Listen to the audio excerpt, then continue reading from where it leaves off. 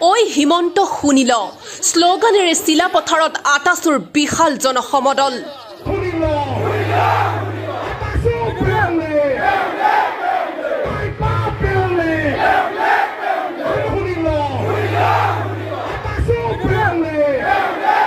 জনজাতিকৰণ স্বায়ত্ত শাসন আৰু ভূমিপট্টা প্ৰদানৰ দাবীত এইবাৰ কঁপি উঠিল উত্তৰ অসমৰ চিলাপথাৰ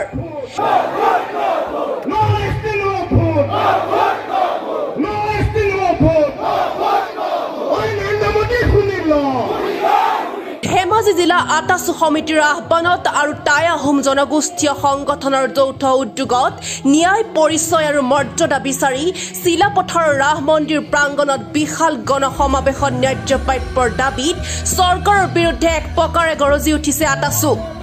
ভূমিপট্টা পোৱা আমি ইয়াত সুৰক্ষা হোৱাৰ মূল মন্ত্ৰটো কি মূল মন্ত্ৰটো হৈছে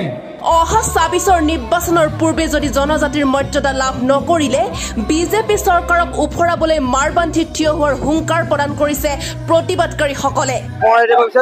জাতীয় দায়িত্ব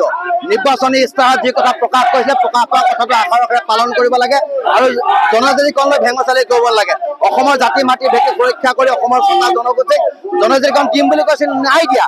মিঠা কথা আচলতে প্ৰতাৰণা কৰিছে প্ৰবঞ্চনা কৰিছে তাৰ কাৰণে ৰাইজ আজি ৰাজপথলৈ ওলাইছে আৰু জাতিয়ে এখন চৰকাৰ নিজৰ জাতীয় দায়িত্ব পালন কৰিবৰ কাৰণে সৰাই দিব লাগে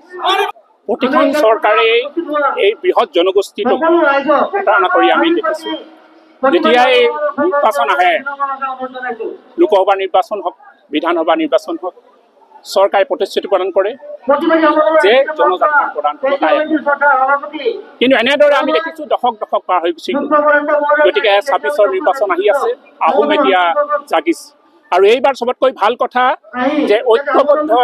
আহোমৰ যোগেদি এই আন্দোলন আগবঢ়াই নিয়া হৈছে আমি যিমানবোৰ আহোমৰ দল সংগঠন আছো আজি আমি বিভিন্ন প্ৰান্তত কিন্তু ঐক্যবদ্ধভাৱে আগবঢ়াই নিছোঁ আৰু এটাই কথা আমি আহ্বান কৰাইছোঁ চৰকাৰলৈ হিমন্ত বিশ্ব শৰ্মালৈ নৰেন্দ্ৰ মোদীলৈ যে এই যি শক্তি আহোমৰ শক্তি উজনি অসমৰ প্ৰায় ৪৩টা সমষ্টিৰ ভিতৰত ২৫টা সমষ্টি আহোমৰ অধিকৃত অঞ্চল এইকেইটাত যদি আমাক আগন্তুক দিনত ৬ জনগোষ্ঠী জনজাতিকৰণৰ যি প্ৰক্ৰিয়া সেই প্ৰক্ৰিয়াত যদি আহোমসকল জনজাতিকৰণ নকৰে তেতিয়াহ'লে ২৬ চনৰ ২৬ চনৰ ইলেকশ্যনত এই ২৫টা সমষ্টিত কিন্তু তেওঁলোকে হাৰিবলৈ বাধ্য হ'ব আৰু টাই আহোমসকলে তেওঁলোকক হৰুৱাবলৈ বাধ্য হ'ব সেইটো আচলতে ৰাইজ স্বতঃস্ফূৰ্তভাৱে ওলাই আহিছে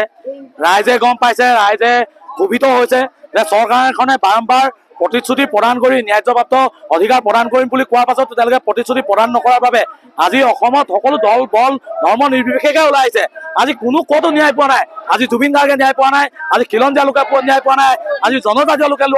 ন্যায় পোৱা নাই ইয়াত কোনো লোকে আজি ন্যায় পোৱা নাই গতিকে চৰকাৰে এই যিসমূহ প্ৰতিশ্ৰুতি দিছিলে প্ৰতিশ্ৰুতিখিনি তেওঁলোকে পালন কৰিবলৈ তেওঁলোকক আমি সকীয়াই দিছোঁ তেওঁলোকক সোঁৱৰাই দিছোঁ তেওঁলোকে নহ'লে অনুভৱ কৰিব নোৱাৰে আন্দোলন বা প্ৰতিবাদ তেওঁলোকে নহয় বুলি ভাবি আছে কিন্তু আজি দেখিছে উজনি নামনি মধ্য সকলোতে প্ৰতিবাদ এই প্ৰতিবাদ স্বতঃস্ফূৰ্তভাৱে হৈছে ৰাইজে নিজস্বভাৱে ওলাই আহিছে গতিকে আমি ২৬ৰ পূৰ্বে চৰকাৰে যদি পাহৰি গৈছে এই পাহৰা কথাবিলাক মনত পেলাই দিছোঁ আৰু এই পাহৰা কথাবিলাক যদি